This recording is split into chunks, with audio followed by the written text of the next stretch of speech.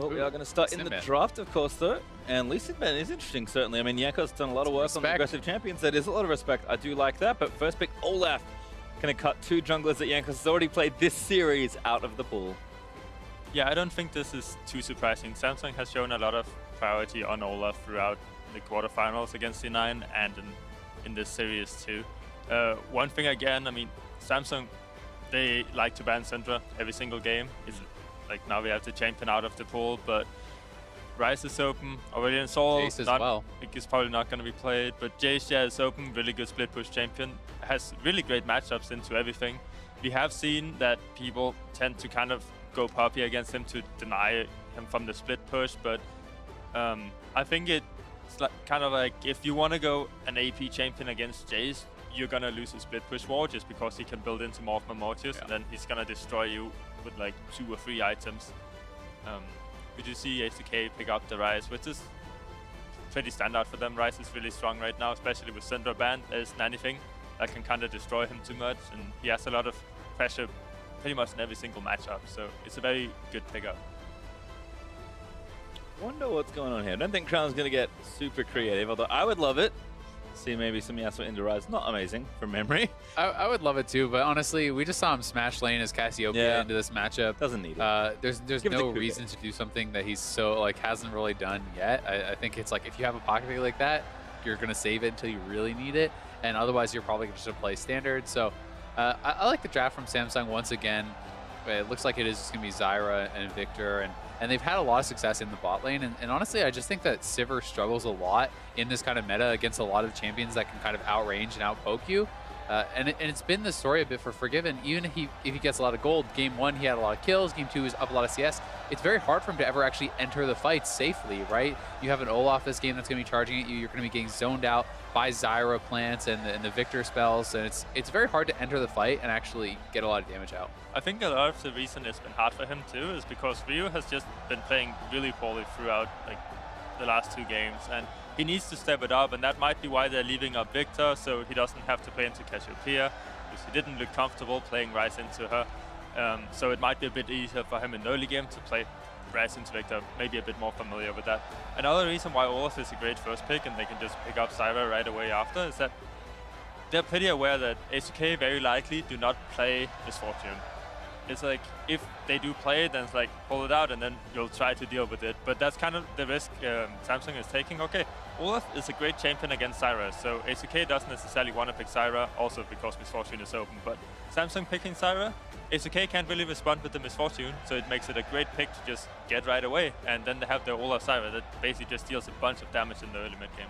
And I mean, it's kind of been forced, that situation has been forced by the fact that H2K feels like they have to ban multiple AD carries away, right? They've already had to ban Jhin, and they've had to ban the Ashe, so they don't actually have room to ban the Misfortune as well. They just don't really have enough bans to deal with everything that they want, which means they have to give over the Zyra, because if they take it, they give up that bot lane counter pick to Samsung. So it's actually crazy to me how important Misfortune support has become in the semifinals. It almost single-handedly won Rocks their series, right? Against it's both their wins, and it was a must-ban in the games after those 2 wins. And in this one here as well, you know, it gets Samsung a win, and now H2K is put in this position where their support priority has changed, their pick and ban has had to change, all because of this one pick. Yeah, a lot of this does have to do with Misfortune, but we also saw them combo it up with the Ashe Misfortune combo. Certainly. Where they just have, like, no one can really escape the bullet time, and then it's going to deal a bunch of damage, obviously. But I think the key reason why Misfortune is that good is because it's probably one of the only heroes that can deal effectively with Zyra in the laning phase. We have seen people, okay, they go Karma, they go, like, other champions, like, okay, it's kind of whatever, you can go even, but if you mess up just a tiny bit, you might die or you might lose your tower. Yep. Misfortune is just that safe and that strong in lane and really helps get your carries going while dealing a bunch of damage herself. But it's just way easier to play than now H2K has to play with the Karma instead. So. Yeah, and it's great to see kind of how much influence it has had and how warped these drafts have gotten for H2K really after game 1. Samsung drafting has been excellent, and a lot of it is on the back of just that single pick. So apart from things like, Syndra getting banned on blue side and these little things here and there, Samsung have felt really comfortable. Trundle, though, last pick for H2K. And this is actually something cool. You mentioned already split push vision is going to be great to watch. Yeah. Odoamne is, getting a counter matchup, which is good because he blind picked Rumble and got owned by Jace in the last game.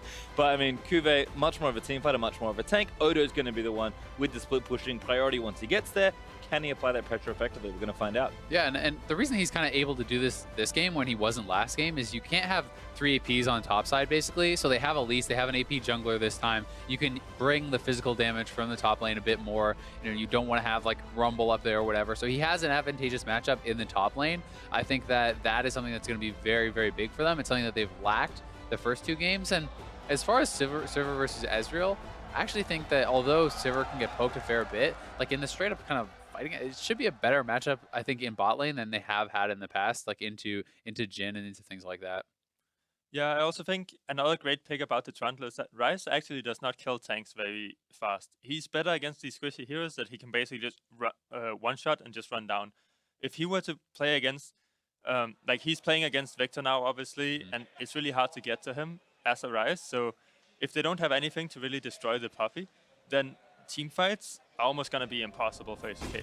So picking Trundle is really good against Viktor because the pillar can disrupt him. He has a hard time escaping that, even though he gets his movement speed from his Q.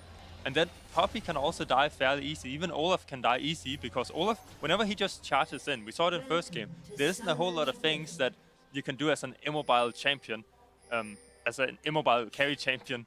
So having that Trundle ultimate, they just, Olaf runs in, bam, I'm gonna ultimate him as Trundle. Then he basically just dies instantly, and it's gonna help the Sivir and the Ryze a bunch whenever they want to take these skirmish fights, whenever they want to team fight. Well, we'll see if that all works out. But don't forget to keep your questions coming on Twitter using the hashtag AskTheCasters, and we'll continue bringing you answers throughout the day. This could, of course, be our final game of the series as well. To get your questions in while you have a chance, as we are going to watch from Samsung's point of view only. We did see, H2K kind of moving around. They did spot Ryu for a couple of axes, and looks like they got his ghost, which is always pretty nice. And it's just kind of the advantage of the level 1 Olaf. If you get tagged, you have to be pretty scared, right? So Ryu going to pop the ghost. It's not the end of the world by any means, but it's always nice to get any little advantage like that in the early game.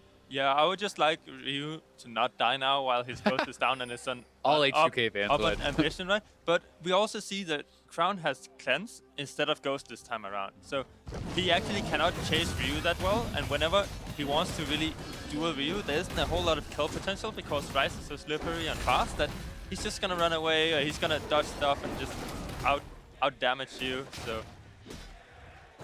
yep, yeah, definitely it's going to be harder for him to chase, but Cleanse I definitely think is pretty necessary, right? Like Cleanse is something in this matchup against both the Elise and the Ryze. If you ever get CC'd by one, it's very easy to follow up with the other, and just as far as even just early laning phase, you could get shut down very, very hard if you don't bring it.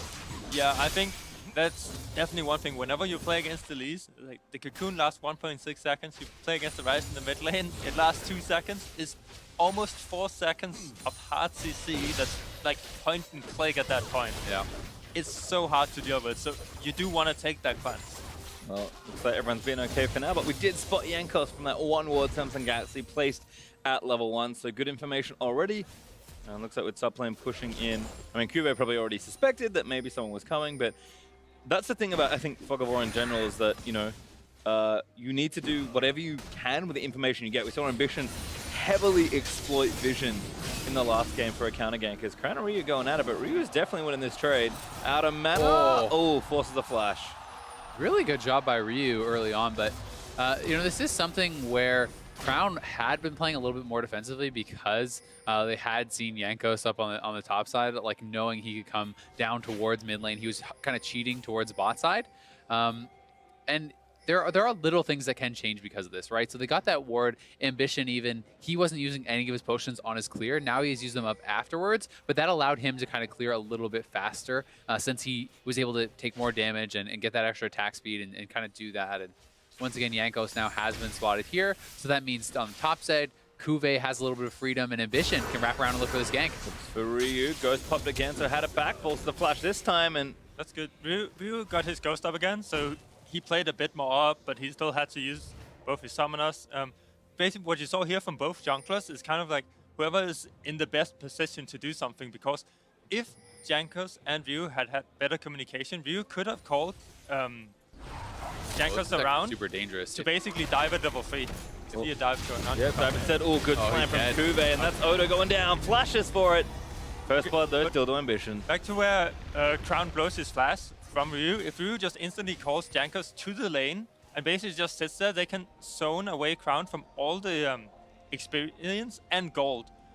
Instead of like Olaf coming around and then Ryze gets ganked and have to blow both his summoners. That's what H2K should have been looking to do, and Jankos got spot out by a ward, and then they ended up not doing it in the first place, and then Crown was too healthy. So it's like, it's very short periods of time that you have that you can really abuse the enemy champions, and H2K needs to be faster with that, I think. Yeah, and honestly, as far as that top lane dive here, this is a problem of Odoamne letting the wave build up too much. You need to continually thin the wave so that you can kind of contest these moves when someone comes to dive you. If there's only a couple minions, you can clear them out. You have the defense of the turret. When there's a massive wave setup, they can simply kind of walk in and set up those dives very easily. They didn't even need to blow CuVee's flash or anything, and the fact that it was pushed to his turret meant not only did you just die and your opponents are gifted that gold, you're bleeding out that experience and you're bleeding out that gold. And Odoamne is off to a pretty bad start once again, but at least thankfully for him, Poppy didn't get the kill, and you know he was able to not fall too far behind as far as anything else goes. This is kind of just how the matchup goes, where Trundle and Poppy is like, one of them will sit at their tower waiting for a big minion wave to be pushed into them. That's how it's gonna be up until the point where Trundle just gets a bunch of sustain and he can trade within minion waves. So throughout the entire laning phase, they have to work around massive minion waves, and that's something Jankos needs to understand. They haven't been playing too much Trundle yet, but Trundle, every single time, you need to defend him at big minion waves because it's so easy for Poppy to dive, especially when you have an Olaf. Surprise! Early to gain damage. CoreJJ is going to flash over the wall, but chased down by Jankos, and Fog of War trap very nicely set. H2K capitalized with a no vision there, and I wonder if there was a pink ward or anything set up. They're going to look for the following dive on Ruler. Oh, such good patience. Really nice. They're going to flash out as well. Exhausted down, and Ruler does get the trade. Comes up huge to get it back there. Still, it's very good for H2K. Well played by Ruler to get a trade kill back. But Jankos was so patient with that cocoon, waiting until the phase shift came out, then nails the cocoon. And yes, he goes down, but all the CS is going to be lost here for Ruler. It's the kill going over plus the assist gold too. So a very nice play on bot side. This is one of the problems that H2K actually has been having throughout the entire series. Is Jankos sits bot lane a lot of the time, both as Olaf and Elise, we have seen it now, and it denies Odoamne of doing what he's able to do. I talked about the big minion waves being pushed in on the top side. You need to be able to protect your Trundle, else he's gonna fall too far behind. Meanwhile, this is happening, while it all looks great and stuff, Trundle got denied of another big minion wave in top side by Poppy and by Olaf, because Poppy hits level 6 first, and Olaf is strong because of the early game kill he already got, so they just zoned Odoamne away from the minions. That's why you see such a big minion discrepancy in the top lane right now. And that's really where Samsung has excelled, right? They have always been able to get something back. Even though Jankos has done a fantastic job of making his plays matter where he goes, Ambition is always able to get something back, whether it's the Infernal Dragon, or in this case, he doesn't even get a kill. He just zones his opponent off of the minion wave, which costs him a lot of gold. So it's very smart responses, and it's something that, because he has spotted the jungler, he knows there's not the opportunity for them to respond. There's not a mid lane with TP or anything like that. So he simply goes up, knowing it can't be contested, and is able to get that done. So it's a very good response, and you should always look to do stuff like that as a jungler, even if it's as little as just taking away topside camps when you see the opponent's jungler bottom. You always want to look to try to take something from their jungle, from their side of the map. Also, what you just saw in mid lane is Crown trying to push out the mid lane base and buy that upgraded Hex core. He decided to use his ultimate while the minion wave was coming in to clump up with the rest of the minions, which means he couldn't clean out all the minions, and he chose to focus his ultimate onto Ryu, which is what he absolutely should not be doing if he wants to push out. So now you see him delay his own base and waste his ultimate, so Ryu has all the pressure in the lane, even though he's down a few CS. Then, as long as Crown doesn't base, he has absolutely no pressure because he just doesn't have any damage because he's sitting with so much gold in the bank. So he wants to base as soon as possible. So we see CuVee kind of roam down, try to make something happen, and he helps Crown push out because he doesn't have his own ultimate to do it. So he's basically just wasting his ultimate and he couldn't push out, so now they needed to, some of that pressure Poppy got in the top lane, extended to mid lane, so that Crown can base. Yeah. And even then, he's gonna lose another mid wave because there's one coming in and they don't shove it up fast enough. So he basically has to give up a lot because he doesn't use his ultimate correctly. Again, he's being stopped. Yeah, and he's just cancelling it. And as you see, he's sitting with so much gold in the bank that even if Ryu is low, it's looking bad for him and stuff, nothing will happen to Ryu. More surprised Jankos, but more surprising Ambition. Perhaps good Ragnarok through the cocoon. Ryu gonna eat that axe. Ambition in. Crown wants it, he will get it. Very nice reactive play. Jankos right place, right time. Ambition just a bit better there.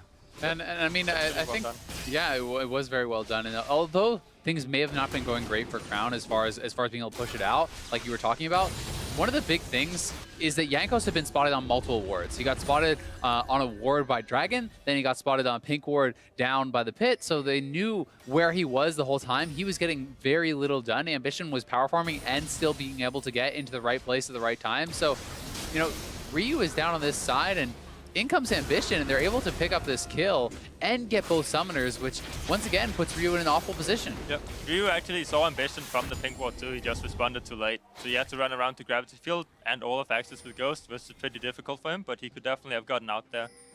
So now Crown he has a massive lead in it, and it's just gonna keep building up because he has priority on the lane. Like, he will push out the lane first and he will trade more effectively because he's like, what, about a level ahead right now, and he has a bunch more items, and Ryu still has no magic resistance. And once again, just zoning Trundle off the top and looking to respond here bot. Ryu did ult in. So much work being done. Yeah, he did actually. Brought Jankos with him perhaps, but CoreJJ takes out Jankos. Just dice in the damage. CuVee's down here as well. Ulti misses disaster everything but the minions.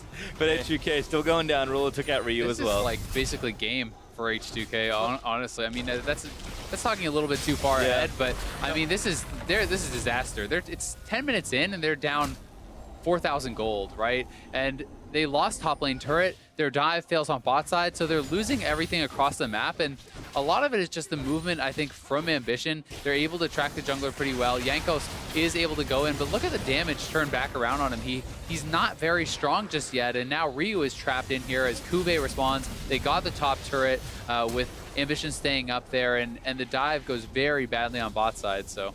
And this is because H2K is not working together. It's like Jankos, he just goes in by himself, 1v2, while Ryze is still coming.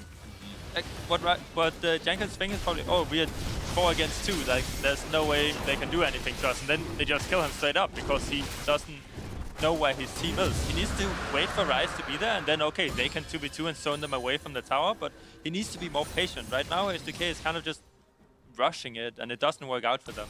And it's so great to see just pockets of vision and how good Ambition is at kind of using the information he's got, and Samsung Galaxy playing well as a team in particular to just make stuff happen. Like, you can kind of see the map. They've got lots of good neutral vision in the river. That's kind of standard.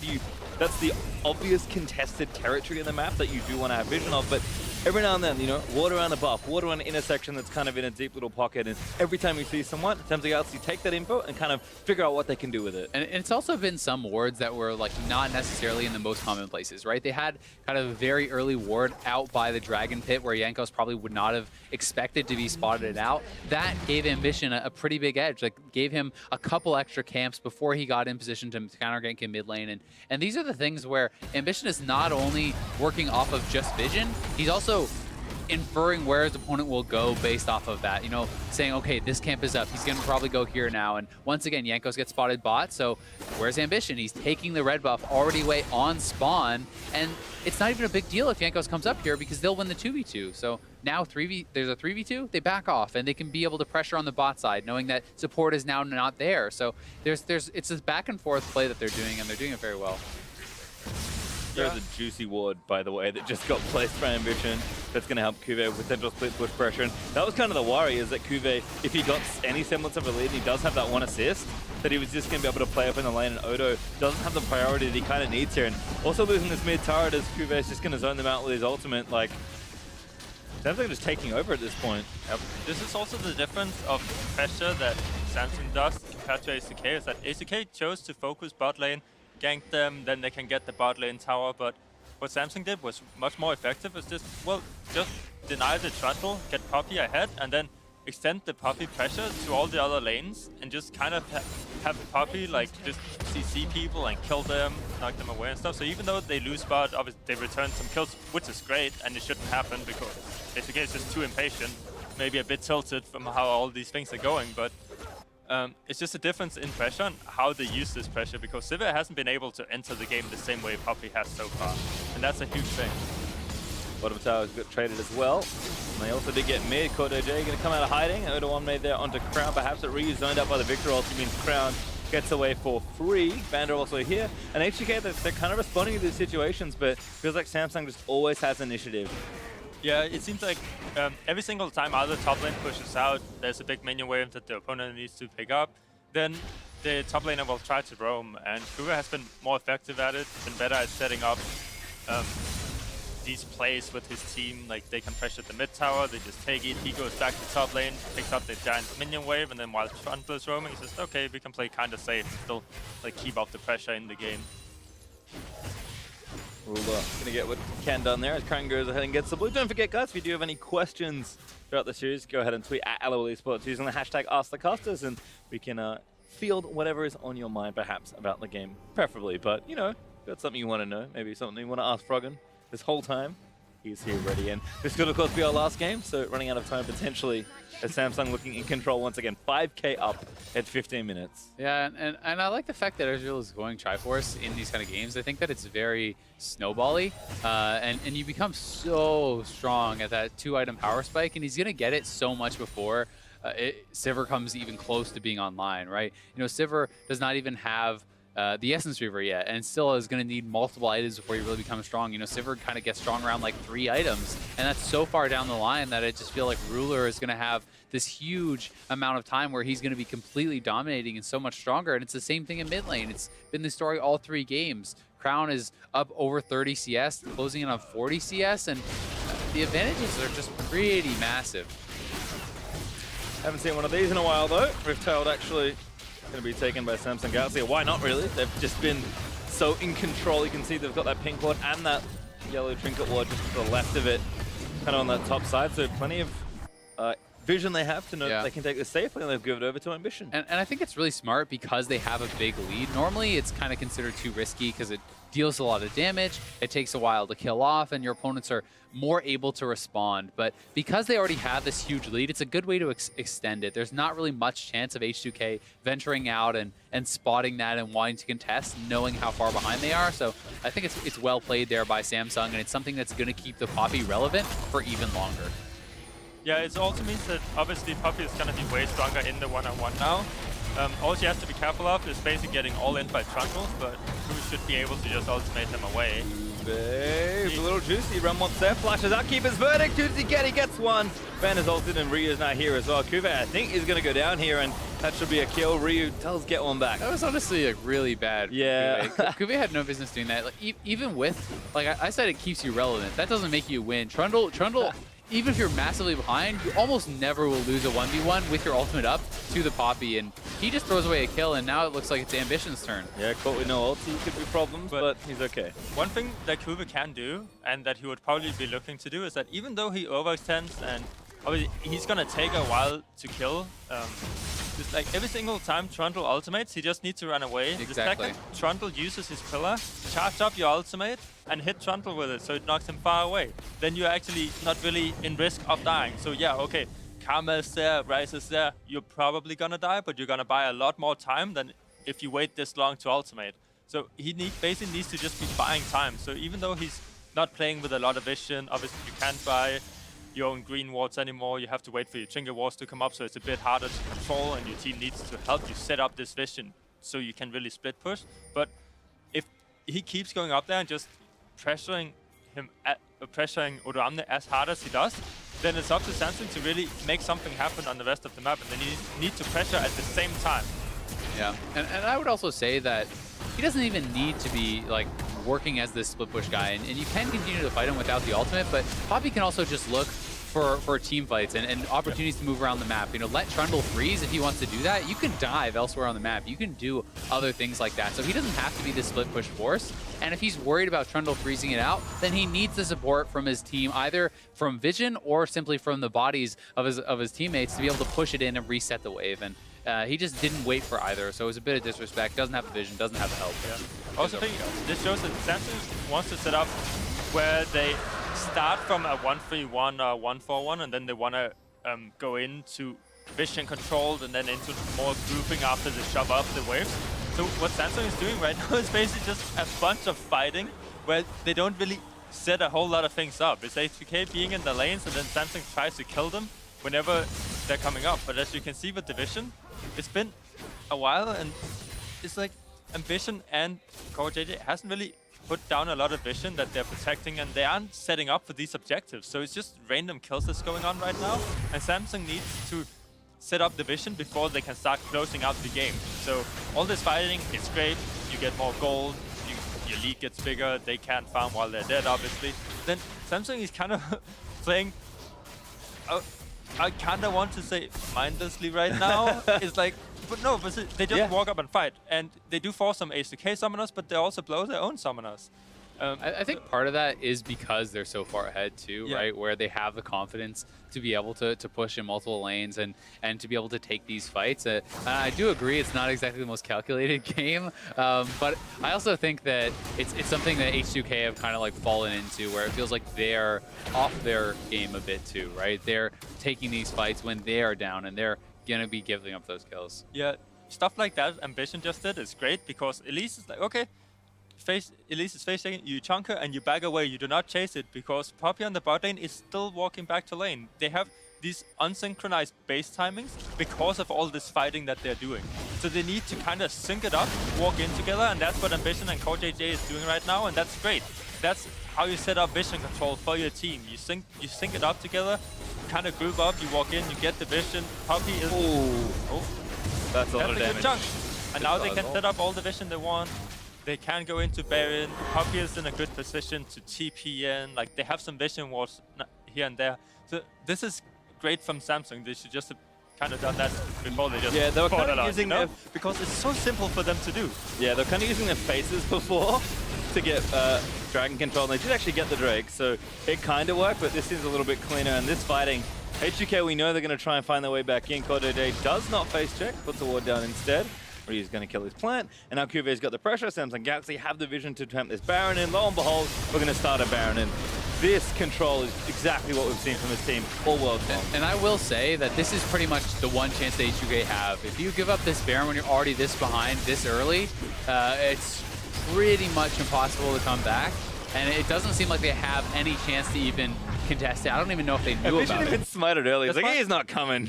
But all this chunking that Samsung did before, like, okay, now ADC knows that Viktor has no ultimate. They used a lot of their cooldowns and stuff.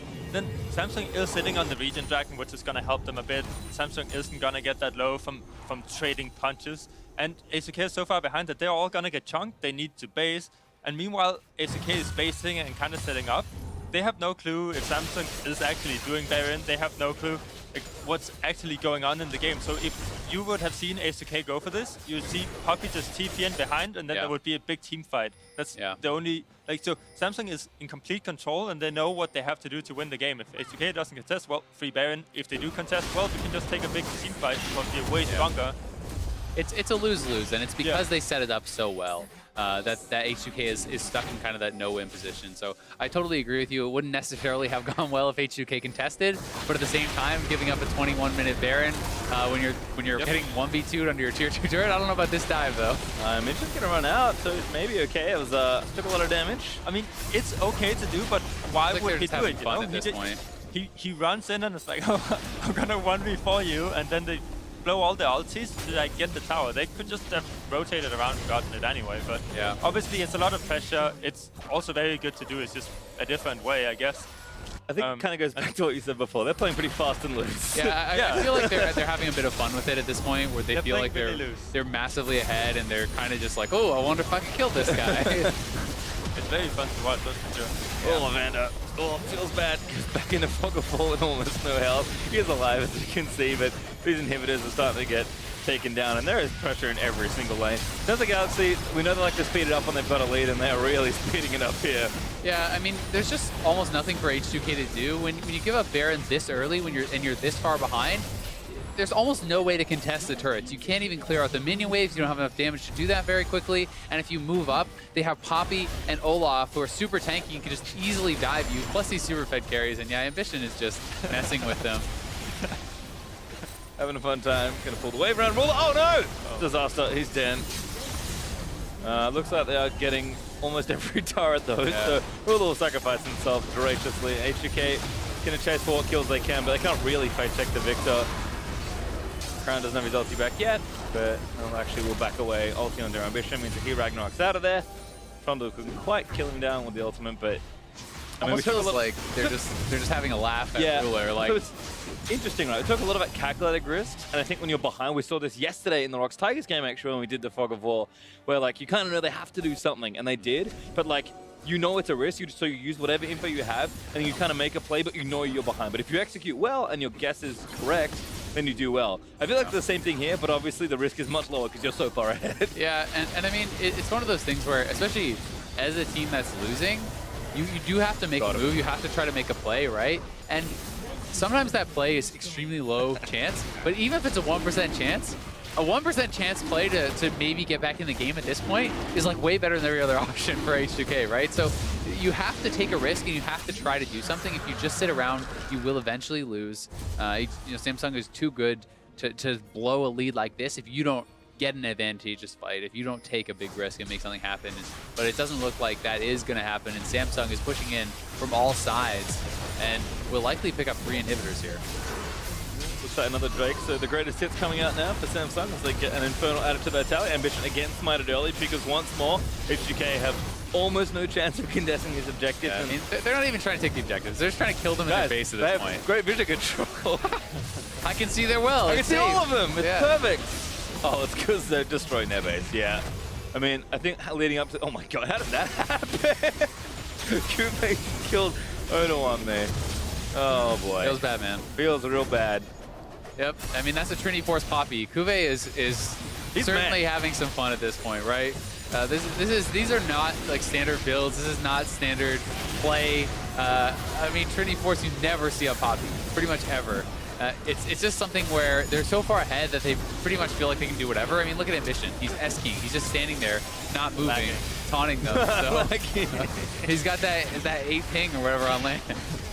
Yep, he's having a dance with that. Samsung will be celebrating the clean sweep of H2K, continuing their undefeated run. They're on a streak here as they push themselves into the final versus SKT. They'll collect some glory kills for the very end of the game, but some great vision and some great play. A sweep over H2K for Samsung Galaxy. That last game was a rough one. It was. That was a slaughter. That last game was a little bit unfair. It felt like everything kind of just went wrong for H2K. In the previous 2 games, mid lane went poorly, but the side lanes were going a lot better. In this game, everything went bad, and you saw how well Ambition specifically, but really the whole team were able to punish H2K for these mistakes. Just from Jankos showing on bot side, Odoamne loses so much on top side from getting zoned off the turrets, from getting dove, and these are things that, you know, a lot of it does come down to vision, to responding properly, but in the end, Samsung just super outclassed H2K this game. Yeah, I also think this is something that kind of ties into the 2 other games, that Trundle got denied so much early game that it was hard for H2K to do something. In the 2 other games, Odoamne had really great TPs, he had really great plays early on in the game that kind of like put H2K back into the game. Like, he makes them win a lot of skirmish fighting. This game on Trundle, he basically was a non-factor because of what happened. So H2K trying to snowball bot lane and all that kind of things, like, okay, it's great and everything, but the second that something went back, it just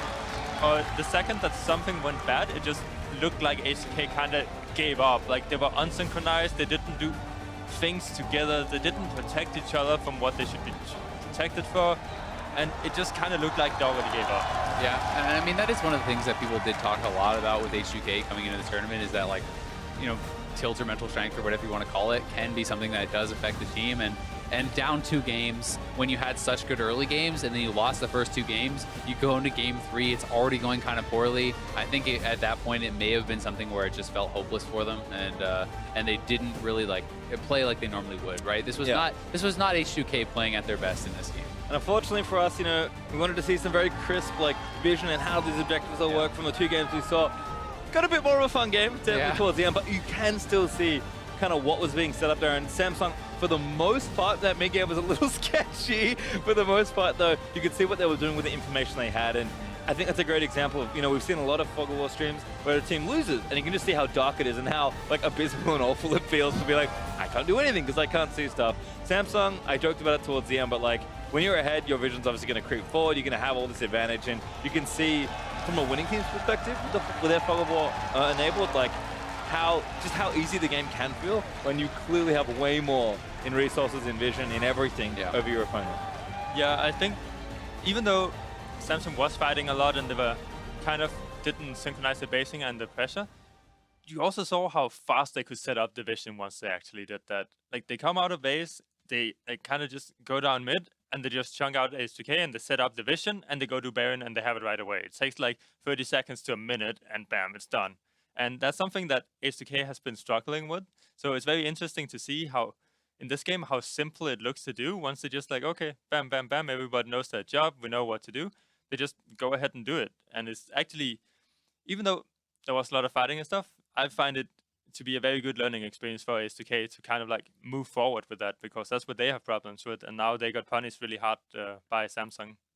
Yeah, certainly. And honestly, if H2K were on par with them, it was Samsung as far as vision, as far as macro play and kind of team play, their laning did hold up. Like Ryu obviously was kind of the exception. He really did struggle, but Jankos was spectacular in the first two games. I think that Odoamne was very good in the first two games as far as early laning went, especially the Kennen game was really good. The bot lane was doing well, and they were able to win fights and do well in lane, but it just felt like it was the bigger picture. And that's something that I agree, it will be a learning experience for them. And it's something that they definitely will need to try to improve upon if they want to be able to take down a giant like Samsung. Yeah, and HGK's biggest thing, of course, was like, win lane win game, they were doing it so well, but I think Samsung definitely showed up in their lanes as well, which was impressive to me. And you talk about how efficiently they set up and how well they do. We heard from them at the top of the day, like, this is kind of a new team, all things considered, like very put together. To see that sort of synergy and how regimented they are already speaks wonders to the players, to the staff, the infrastructure, everything they have. And I mean, that final we have lined up now should be amazing. Samsung, I mean, at some point they're going to lose a game, right? I don't know. Maybe not. Maybe they play best game team become world champion. That'd be pretty amazing. If I had to take a guess, I'd say they're going to lose at least 3 games. At least three games. Yeah, that's unfortunate. That's enough to lose the series. That's one more than they wanted to lose. Yeah, it is. But I mean, it's very unhappy. all joking aside, they've won 10 straight games now. They are going into the finals, on a high, and they are looking really, really strong. But have they beat anyone that has looked anything like SKT? To me, it's no, and it's almost like just how H2K was coming into this with a big win streak and really dominant lanes. They hadn't proven it against a team like Samsung. I feel like Samsung has not proven their dominance against a team like SKT, and I think that while it should be like a close one, I do think that SKT is still the heavy favorite. Yeah, I also think going into that finals, we're gonna see some very interesting adaptations, because now we have the Misfortune counterpick to the Zyra, which was new coming into the semifinals, and SKT definitely got caught off guard on that one. So that's something they have time to prepare for. And then Samsung kind of gets time to prepare for, maybe they don't have to ban Syndra every game. Maybe one of the 2 players will pick up Aurelian, yeah, that would be huge. So there's like small adjustments that they can make to their pick and ban phase, where they really have these weird priorities, where I think SKT is gonna get more from this semifinals pick and ban than Samsung will, just because it's much harder to just include Syndra in your pick and ban now. So SKT can always adapt, okay, they're gonna play Misfortune, but it doesn't seem like Crown wants to play that Syndra. So I think that's gonna be probably the most interesting part for me, to come into that pick and ban phase and be like, oh, okay, let's see what adaptation they have really done. Well, I guess we'll find out, but it's been a great day. Certainly, thank you so much for joining us on the Player Experience stream. Next week, though, Freak, Zyra, and Azael will be right here on the Riot Games 2 channel, bringing you the new viewer stream. Invite your friends, family, your grandma who are new to watching esports for a stream with beginner-friendly commentary. Tune in for all of the pre-game festivities Saturday at 2:30 Pacific. We go live with a new viewer stream at 3:30 Pacific. That's going to do it for our coverage of the semi-finals, though. For all of us here on the Player Experience stream, thank you so much for joining us. We'll send it now over to the main stream to wrap up the weekend. Preparing for this match